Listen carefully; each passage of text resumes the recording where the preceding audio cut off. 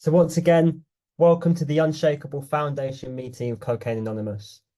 This is a main share meeting, and today it's with great pleasure and much gratitude that we welcome Murph, who's come to share for up to 40 minutes on the topic of the Stairway to Heaven, a spiritual awakening, after which we'll open up for the Q&A portion of the meeting. So with that, Murph, it's over to you. Thank you. All right. Thank you very much. I'm Murph. I'm an addict alcoholic. I loved how Isaac and Sam both acknowledged themselves as recovered. You don't hear that a lot. And I had this whole thing about how I was going to say, I'm not here to entertain you. I'm here to try to bring a message of recovery to us today. And, that's what I do. There's only one message for addicts and alcoholics. I'm probably more alcoholic, but I also did enough cocaine to classify myself as an addict. And the only message is a spiritual awakening as the result of these steps. And it says it in our 12 steps. After having had a spiritual awakening as the result of these steps, I try to carry this message. So I'm trying to carry the message of a spiritual awakening, which is a complete shift in the way we think and the way we perceive things. Because this disease centers in my mind. It's a disease of bad perceptions and bad thinking. And unless I find a way to completely turn that around, to turn all the negatives that go on in my head into positives, that start thinking in a different manner, I'm going to walk around as an addict the same way I did when I was using as when I'm, in recovery. I've been there for 12 years, not recovered. Most of the time without a power in my life. And I got nil. I got nothing for it. So each and every one of us in this room at some point in our lives have suffered some type of an emotional trauma, something that happened to us that caused us to want to shut this off, this incessant talk and that goes on in the mind. And each and every one of ours is different. And the thing about the emotional trauma is that it's about how each individual feels about what happened to them. We can't judge each other's. Like, I can't judge a guy who was in prison for 30 years having more sobriety than somebody who came off the hill, and had money and a job and was successful. We come in for the same reasons. We come in because we have this mind-powered disease. And so my trauma, for me, happened when I was about 10 years old. And I was in the living room and our doorbell rang, and I followed my mother to the door, and she opened the door and my brother was standing there. And my brother was bigger than life to me. And my brother had his 3-week-old baby in his arms. And he looked at my mother and he said, "Take this baby, I don't want her." And heroin addiction and alcoholism had taken my brother to a place where he didn't want his own child. And he handed this 3-week-old baby, my niece, to my mom, and we were to adopt her. She became my sister. And I went from the baby of the family to the middle child in the family. I went from getting all the attention to getting no attention. At least that's the way I perceived it. And at the same time, my father got his dream job, and he got a job. He got a dream job. He got his dream and bought a bar in San Francisco on the waterfront. And so he became absent in my life. I came from a very athletic family. My grandfather played professional baseball for the Yankees and the Cubs. My father played professional football. And I never had a ball thrown to me. I was angry, and I became angrier and angrier. And what that did was this anger and this feeling of abandonment and this feeling of not being loved started this ego, which creates this false self. And it's that the ego's out there to protect me. And that's what the steps are about. The steps are about smashing that ego. And each one of them, the steps, smashes the ego until we come out with the spiritual awakening on the other end and a power in our lives. And I started to get into trouble. I got into a lot of trouble. And weed was the first thing that I did. I smoked some weed with friends, but it wasn't until I took that first drink, or second or third, I don't know which one it was, but all of a sudden I looked around and there was no talk going on. There was nothing going on. And I was in this moment at this party with friends, actually being a part of this whole thing. And for the first time that I can remember, I was actually having fun, with a bunch of people. And the girl that I didn't think would dance with me actually danced with me. I was always afraid to ask. I was the life of the party. I was crazy, and I was a clown, and I was a clown throughout my life. I was a chameleon. I could fit into any group, but I never knew who I was. I didn't have my own character. I was trying to be something that I wasn't. And I spent a lot of years doing that, trying to be something that I wasn't. And so I just, wanted more and more of it. I wanted that feeling more and more. And I came to realize that my problem wasn't high or drunk. My problem was sober. My problem was when I didn't have a drink in me. That's where my problem lied. But when I had something in me, then I was okay. And so what it does is it gives you the illusion of being okay. A lot of us say that was our solution, but that was the illusion of a solution, because the solution lies way far beyond that, way deeper. And so I used, and I used, and I used. I could tell you stories, tons of stories, but I'm not going to. I'm not going to tell a lot of these stories because we've all been there. I can tell you that this knucklehead went into what we call double rock, which is the most dangerous projects in San Francisco, looking for some rock. And we got it and we got back home, and then we ended up driving back over there, jumped out of the car and started searching for the guys that sold us soap. So they had sold us soap instead of the rock, and we're in the most dangerous part of San Francisco, searching for these guys that sold that to us. And that's how stupid that I can get, when I'm using or when I'm drinking.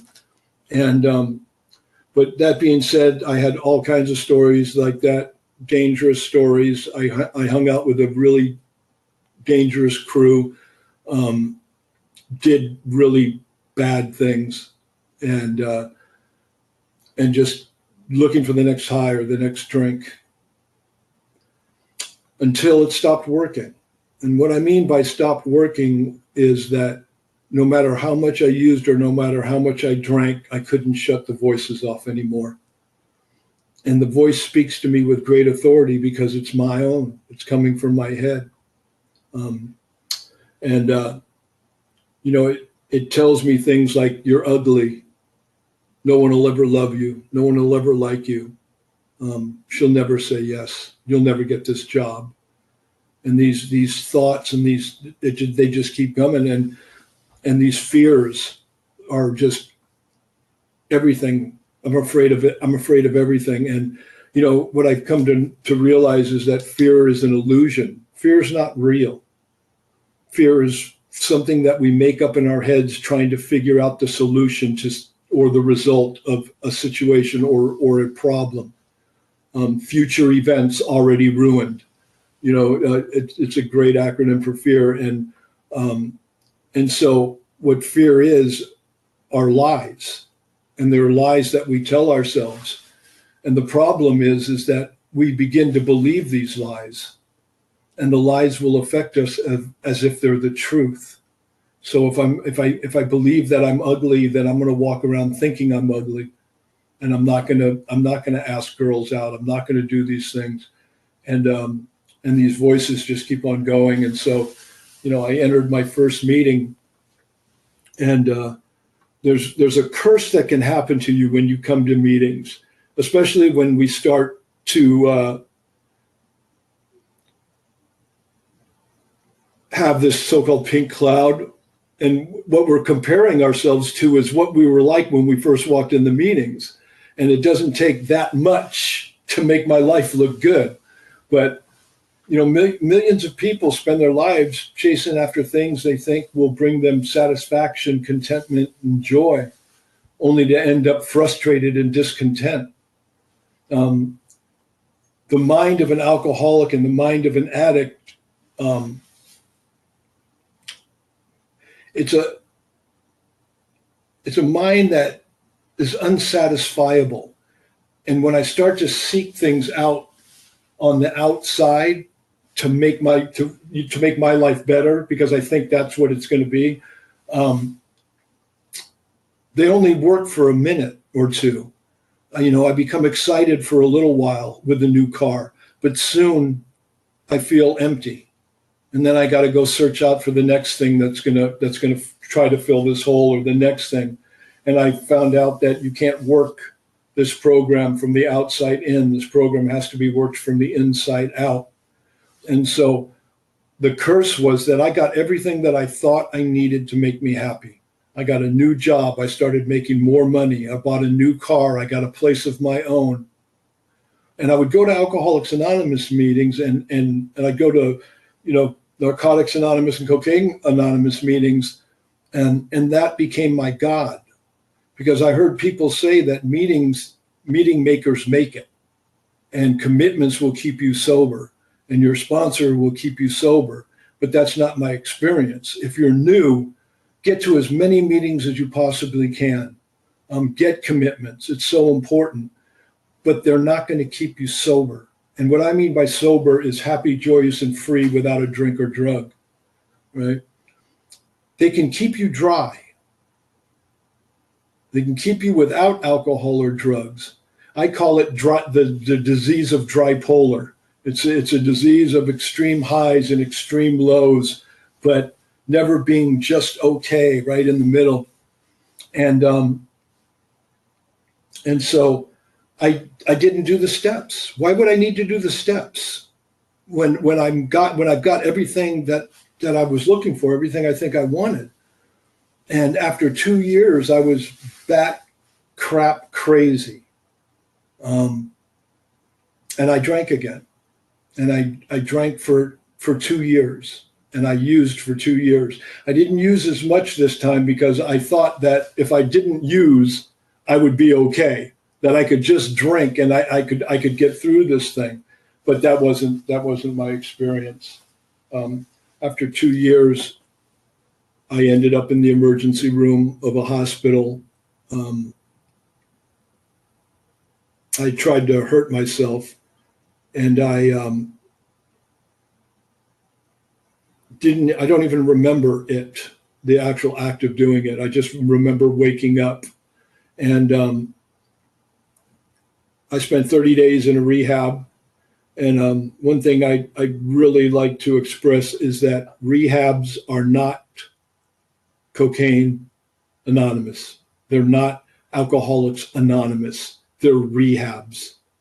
And a lot of information that comes from rehabs is coming into these meetings and diluting the message of these meetings. It's a whole different experience in a rehab than it is inside the rooms of Alcoholics Anonymous and Cocaine Anonymous and Narcotics Anonymous, where hopefully you're getting a different message. And so I got back and I started to do the same old thing again, just go to a lot of meetings, until after a period of time, it was about 1.5 years in, I knew I needed the steps. I had to try this thing. And so I got a sponsor and I started working the steps. And I can say the only thing that I got out of working the steps was an experience while doing the fourth step. I got a call from that 3-week-old baby. She was now a 30-year-old woman with 3 kids of her own. And she called me up and she said, I'm looking for my father. I'm looking for your brother. She wanted to find out his background, his medical background for her children. And I was to get a call about a month later. And she said that she found my brother. And he was in the 17th year of a life sentence in prison. And he asked her if he could write me. And I hated him with every part of me. And I said I didn't care. And I was to get a letter a few weeks later. And in the letter it said, I was wrong to not be your big brother. And I was wrong to leave you with your father. And he said a few other wrongs. And he said, is there anything I can do to make this right? And it sounded really familiar. And for 16 of the 17 years he had been in prison, he was a member of Alcoholics Anonymous. And he facilitated the meetings in Florida. And I wrote him a nasty letter back because I was still in the blame game. And he wrote me another letter. And he said, I didn't do this for you. I did this for me. And I thank God that you were brought into my life because today I feel freer than I've ever felt before. And with this 9th step amends that he was making to me, he felt free behind bars in prison. He felt a freedom. So just think of what the steps can do for you, what this 9th step means. I started to form a relationship with him, and he became the most spiritual man I know.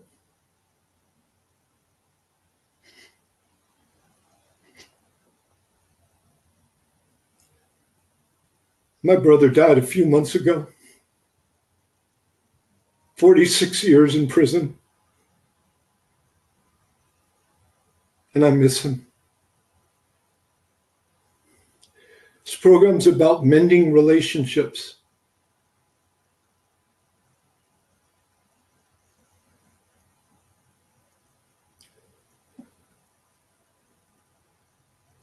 I went through the rest of the steps and I got to page 104 and I learned something. On 104 is the 12th step, it's the end of the 12th step. And I learned that it doesn't say the end at the end of that page. There's things that I have to do. There's directions that I have to follow if I want a happy, joyous, and free life. You know, I talked about us chasing after things that we think are going to make us happy. You know, new jobs, more money, a higher position at work, I don't know, a higher level in your social group, more money, cars, boats, whatever the case may be. And I came to understand that God can bring you joy without things, but things without God will never bring you joy.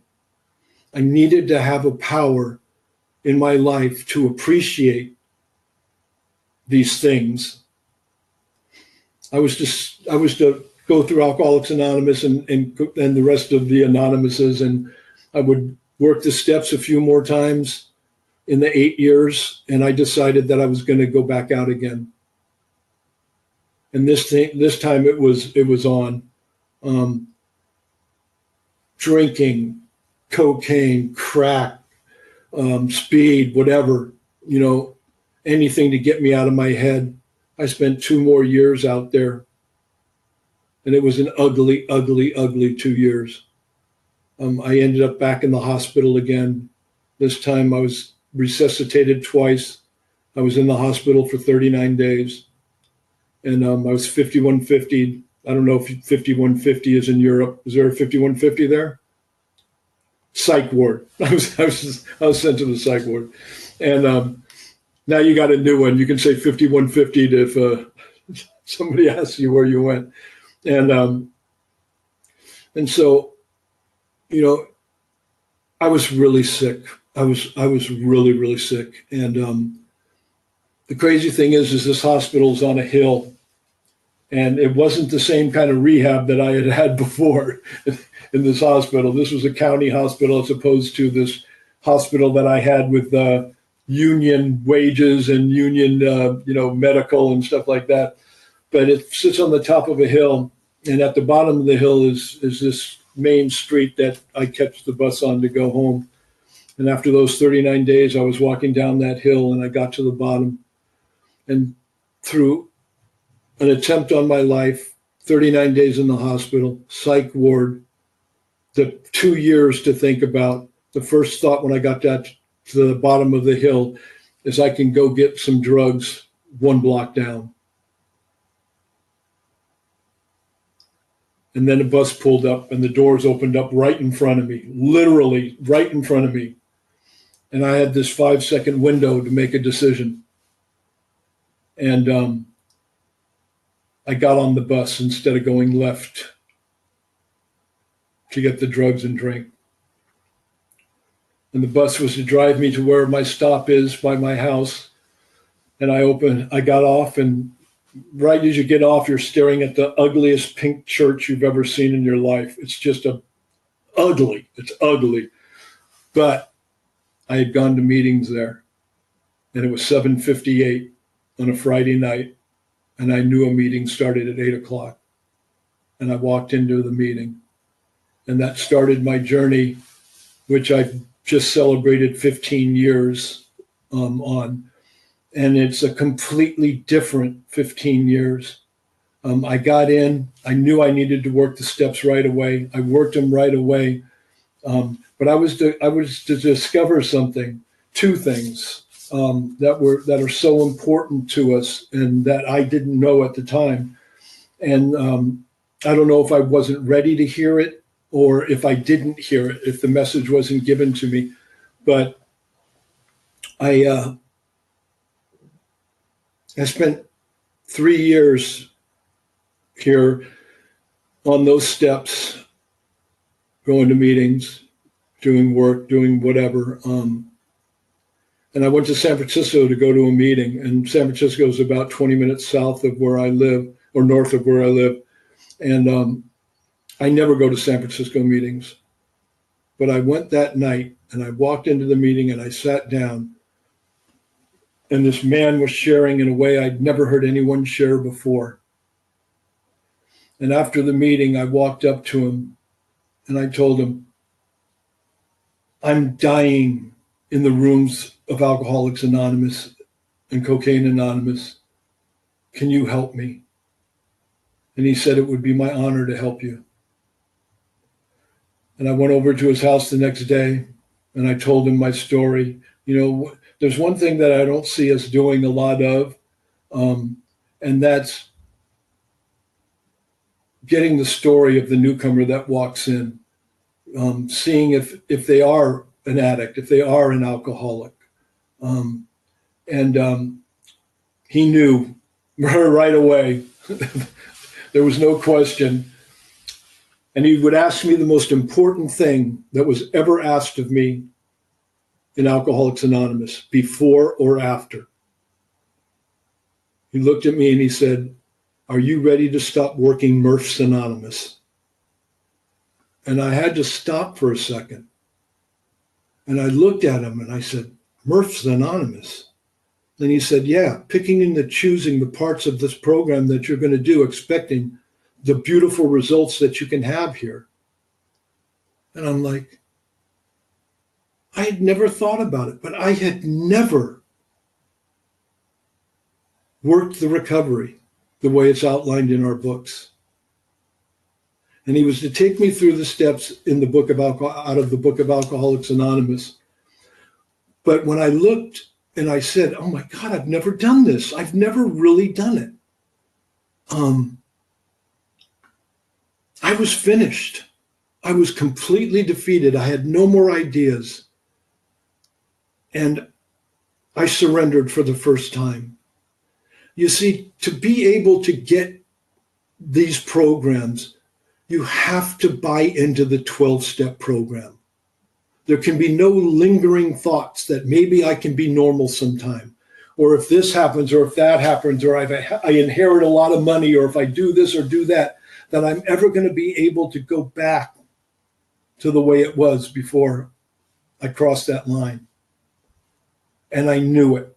I knew it with every fiber in my heart that Murph's life run by Murph has never worked, ever. And so what that did was it opened up the door just enough for an idea of God to come into my life. Just the idea, right? When I got back into Alcoholics Anonymous, I thought I had a problem with God. But I came to realize I didn't have a problem with God. I never had a God. What I had a problem with was your God. I had a problem with Isaac's God, with Sam's God, with Charlotte's God, with what you told me about God, with what I had heard in church. I had a problem with those gods, but I had never had a relationship of my own with God. And my sponsor told me, you can't sit on the couch watching Netflix expecting God to fix your life for you, right? He said, you need to go out and start seeking and searching something that's going to be comfortable for you, something that you can learn to trust and have faith in. And it was my job to start seeking and searching, and then you get to page 53. And on page 53, if it's the perfect place to put this, because it follows page 52, which are the bedevilments. And I don't know if you know what the bedevilments are, but it's what my life looks like untreated, sober or drunk. And on 53 is the question. Either God is everything or God is nothing. What is your choice to be? If I choose that God is nothing, then I'm going to live my life by those bedevilments. I'm going to continue to live my life that way. But if God is everything, I no longer have to choose. The power of choice in my life is no longer mine. It's now God's. And that I can do all the work for any given situation. Then I have to give up the results. I can't play around with the way I think it should work out, the way I want it to work out. Is it good? Is it bad? Anything like that. I'll get more to that in when I get to the 6th step. But so the insanity that I'm being returned to that they talk about in the book has nothing to do with a clinical insanity. It has nothing to do with the mental illness as it relates to, the hospital. It's talking about my idea that cocaine can fix my problem. That anything outside of me can fix my problem. And I understood. And it put me into this 3rd step, which is only a decision, right? There's nothing in the steps that say that you have to have a relationship with God in the 3rd step. I couldn't have one because I had so much stuff blocking me. I had so much anger and so many resentments, so much fear. I was self-centered, self-seeking, dishonest. And it's impossible. Think of having all those things in a relationship with a lady or a gentleman. It's not going to work. Well, it's the same thing as if I'm trying to find this relationship, this power, and I'm blocked by all that stuff, it's going to be impossible for me to keep that relationship. And so to make that decision to turn my will and my life, my thinking and my actions over to the care of this power, right, changed everything. Because what I realized, the one thing that I was talking about that I realized is that I had never gone into the fourth step on God's will. I had always gone into the fourth step on Murph's will. And Murph is afraid, and Murph is dishonest, and Murph is not thorough. And when I got to my father in the fourth step, who I hated as much as you can hate anything or anyone, and I'd hated him for as long as I could remember. But I got to him in God's will, and instead of looking at what he had done to me, I started to ask, what happened to him to make him that way? I started to talk to relatives. See, regrets come from unasked questions. And I started asking questions. And I found out some things. That during World War II, my father's job was to go into the prisoner of war camps and get the Jewish prisoners out. And what he saw damaged him. My uncle said when he got back, he wasn't the same man. When he was at a picnic with his first wife, she got stung by a bee in the throat. It swelled in, and she suffocated and died right in front of him. The bar that was his dream, we went bankrupt on because of a partner of his, and we lost our home, and he was an alcoholic. And for the first time in my life, I had empathy for a man I had hated my entire life. I had wasted all those years hating him, and I didn't even know his story. Think about how many people you dislike or you have an interaction with on the day that you're frustrated and you don't like the way they treated you and you can't stand it. And you cop an attitude or you go back at them and you don't even know their story. You don't know what happened to them this morning. You don't know what they're going through in their lifetimes. And we judge people without knowing stories, and it taught me a huge lesson. And I was to give up that resentment against my father. And I can remember the day it happened, and I looked around, and I wasn't angry.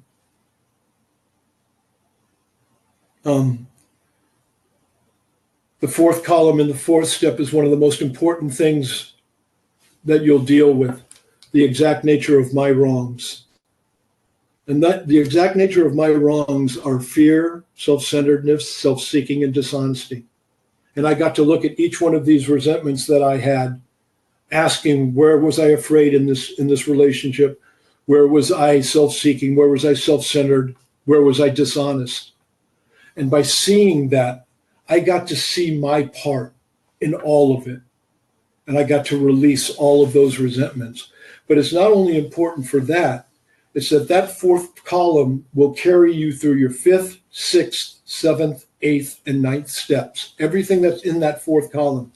So when you get to 6 and 7, and you start dealing with these character defects, or what you think are character defects, because I can pretty much guarantee you that if you're working on them, you're working on the wrong thing. And if you're working on your character defects, good luck. Have at it. And I'll give you an example.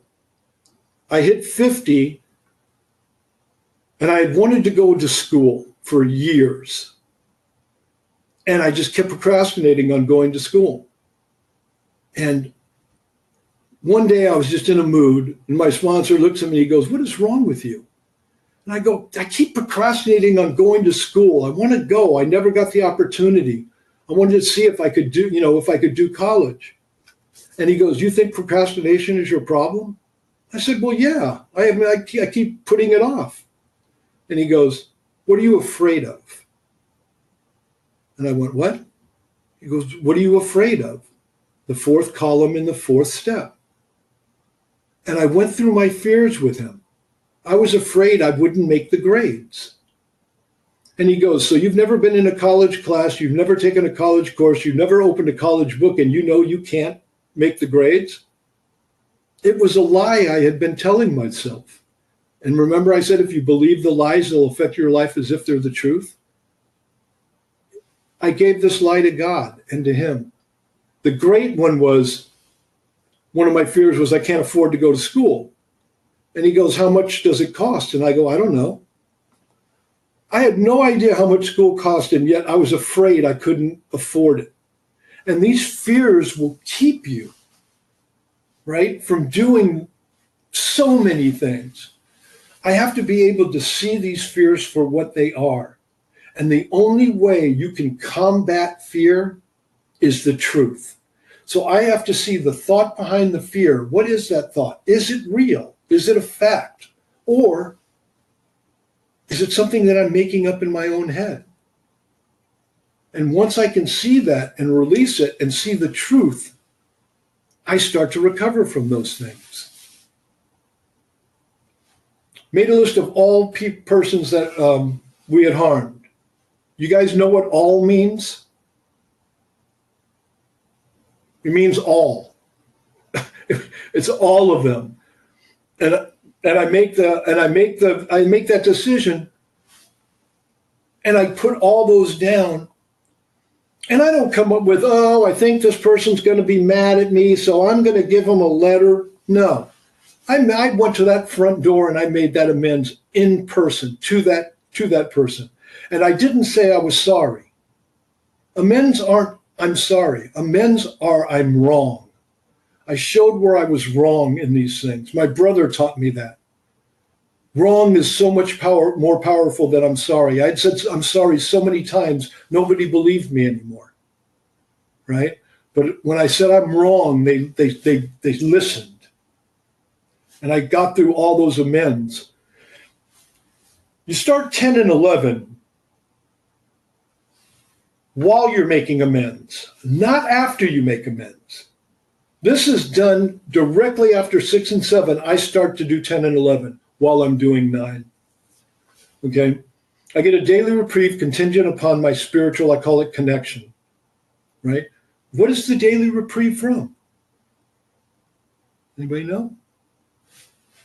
My thinking. I get a daily reprieve from my thinking contingent upon my spiritual connection. The voices get softer and softer and softer, and I stop believing the lies as long as I keep that connection. Pause when agitated or doubtful. How many people pause when they're doubtful? We try to pause when we're agitated, but I forgot doubtful. I now pause when I'm not sure. I learned in 6 and 7, you know what the 3 greatest words in together for the alcoholic is? I don't know. It's the most beautiful words in the world, that I don't know. I don't know how this is going to turn out. I don't know if she's going to say yes. I don't know unless I ask. 11 is, where am I at? I'm going to end with 11. I know I'm getting close. I don't see oh, there's the time. I love step 11. And I'm going to tell you right now, and I'm going to ruffle some feathers here, okay? If you did not do step 11 this morning, you are untreated. Period. This isn't something that I get a choice in. Oh, I'm going to do it today. I'm not going to do it today. Oh, it's too late. Oh, I got to work. This is something I have to do every day. And if you do, I promise you, what you get from this step will change your life. In the morning, through my lineage, the vultures are sitting on your bedposts and they're staring at you. And you open your eyes up and they're looking at you. Hey, let's talk about how unappreciated you are at work. Let's talk about how the girlfriend disrespected you last night. Let's talk about this and that. And before you get your foot off the bed, you can be so far into yourself and into thought that how are you going to have a good day? Every morning, on awakening, when my eyes open, I surrender every morning for 12 straight years. I ask God in. Direct my thinking. Let it be divorced from self-pity, from fear, from self-centeredness. Guide me through my day. I try to keep God in my hip pocket with me throughout my day. And at night, I look back at my day. Where was I afraid? Where was I self-centered? Where was I self-seeking? Where was I dishonest? I'll never be so spiritual as I stop being human. I'm going to make mistakes, but mistakes are portals to discovery. Each time I make the mistake, if I look back and see it, I can start to correct it. I can slowly stop doing it, but I have to do this every single day, every day. Working with alcoholics and addicts is the biggest joy that I get in my life. I'll say that. But with all this, with that 10 and 11 every day, with working with other alcoholics, I always end my shares like this. I love Murph. I love me. I love my life today. And I don't have a lot. I don't have a lot. But what I have, I appreciate so much. There's so much joy in my life. I can't even believe it. So thank you so much for inviting me to your meeting tonight. Really appreciate it.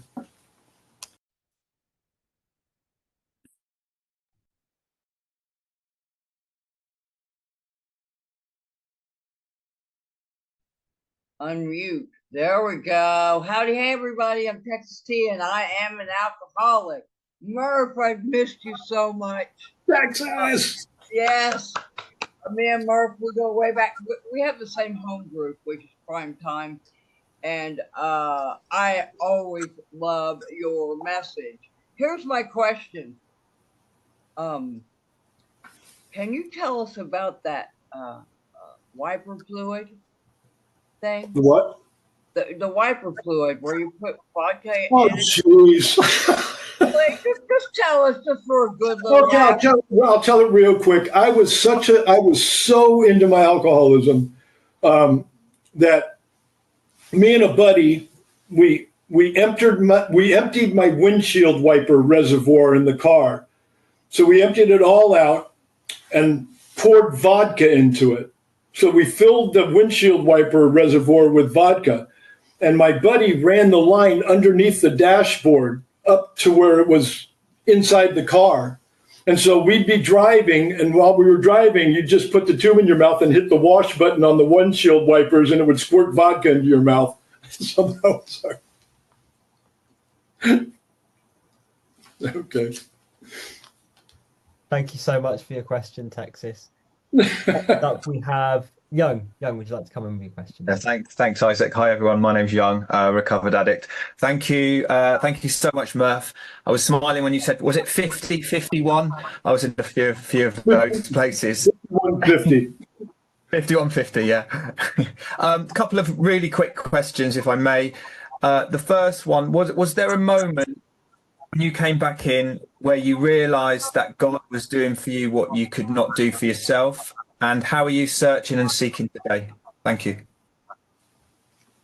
Okay, so when it comes to God, what God is doing for me that I could not do for myself, when I finally realized it and got that power into my life, what that meant was that God stopped this.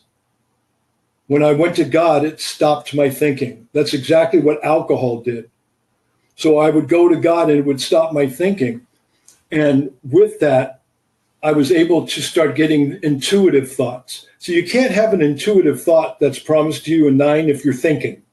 You have to be free of thinking. So I had to have a way, how can I stop this? I could never stop my own thinking. I could never do it on my own, right? I needed this power in my life to do that.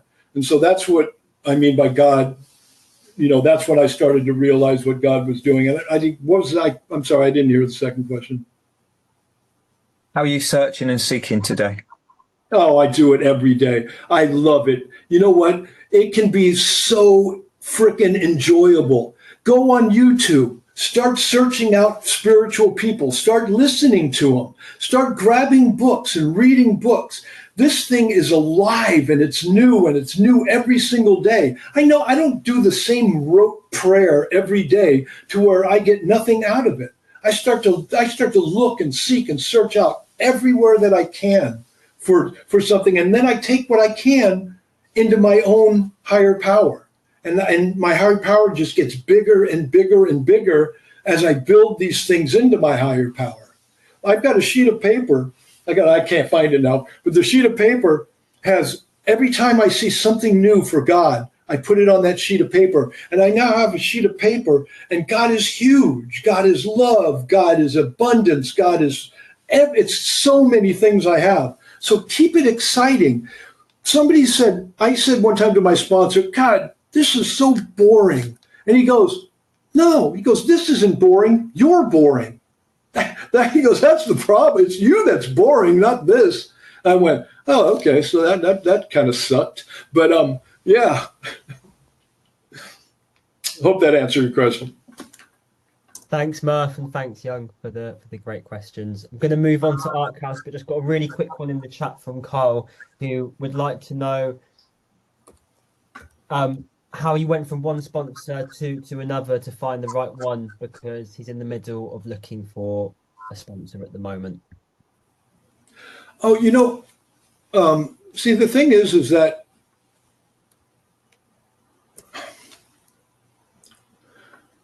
the thing that I looked for that I didn't look for before is, number one, is somebody that's worked the steps of Alcoholics Anonymous and talks about the steps in meetings. Somebody that definitely has a God, and that's the most important thing in their life. But then I look at, what does their life look like outside of Alcoholics Anonymous? How is their family life? Are they having fun out here? Are they enjoying their lives? Because I can be Gandhi in these meetings and then go out home and kick my dog. I can say anything in these meetings. I can look like I'm a lot more than what I really am, right? And say a lot more than I really feel. And then, so that's really important to see what their life looks like outside of these rooms, because our book tells us that the most important place that we take these steps are with our family, our friends, and our jobs and places like that. So that's what I look for.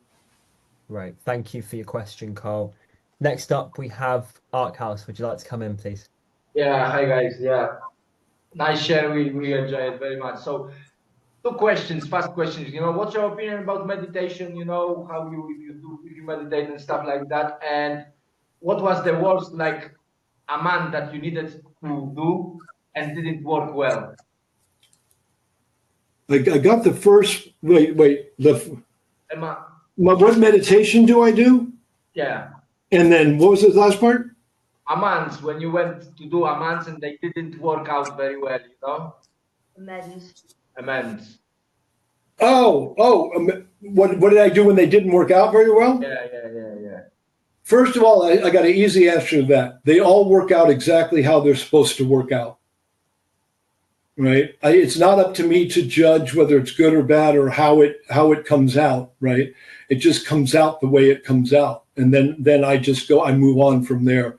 As meditation, I'll just say really quick, the best meditation I do, and the best meditation for an untreated person, or if you're untreated, is if you're having a situation where something's going on in your life that is undesirable to you, or you're not liking it, or whatever the case may be.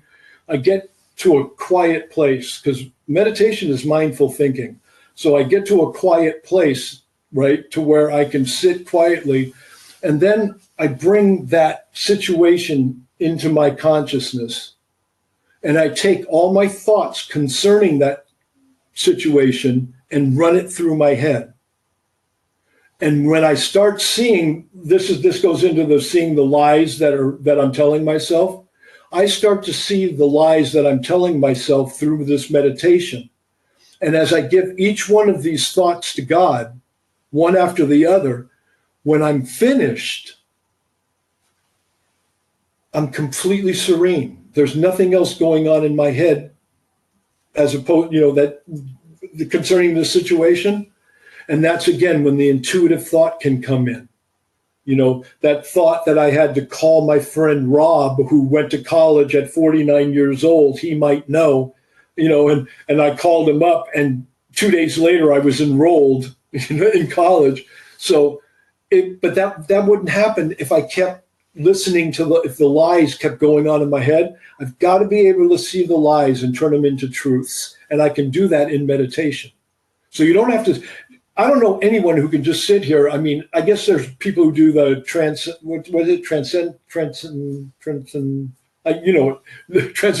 I can't remember the word is, but who can sit and chant and just be quiet. That takes a certain type of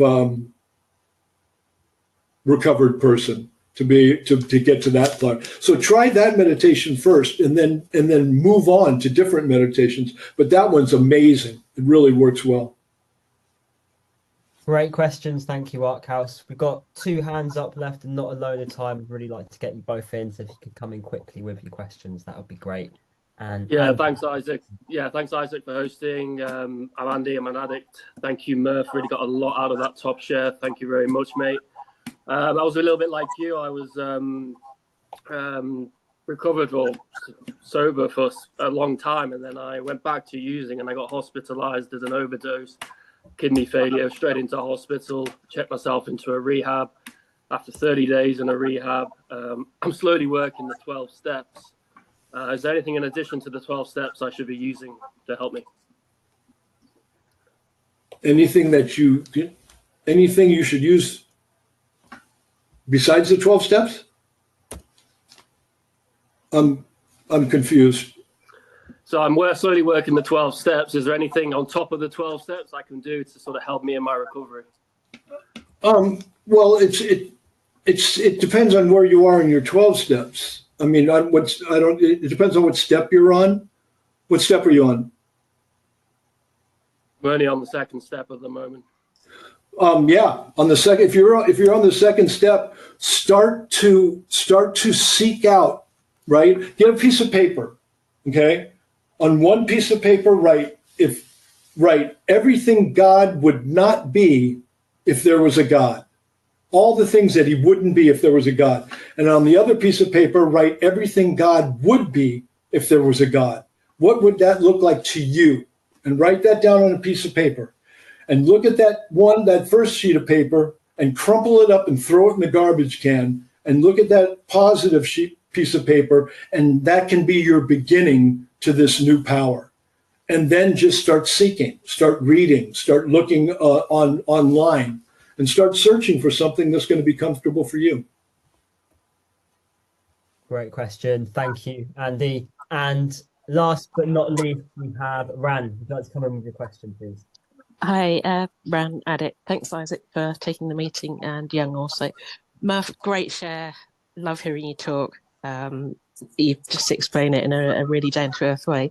My question is, what advice would you give those of us who are struggling with step 3, the whole handing your will and your lives over to the care of God? Go back to step 2. Step 2, in order for me, like I said, in order for me to get to a place where I can turn my thinking and my life over to the care of this power, is if I've made that decision that God is everything. Right? That question, God is everything or God is nothing, is such an important question. What was my choice to be? But I have to make a true choice on that. And if I can't come to that decision, right? If I can't make that decision, then I've got to even go further back and look, am I surrendered? Have I given up all my ideas, right? About God, about AANACADA, whatever A, have I given up all my ideas about this? Because I have to be completely surrendered without any ideas before I'm even going to attempt to open up my mind for God to come in. But if the surrender comes first, if any piece of me is still there, if I'm fighting it at all, that ego will just bust out, and then I'm without a power again. So look back. Thanks, Murph, and thank you for your question, Ran.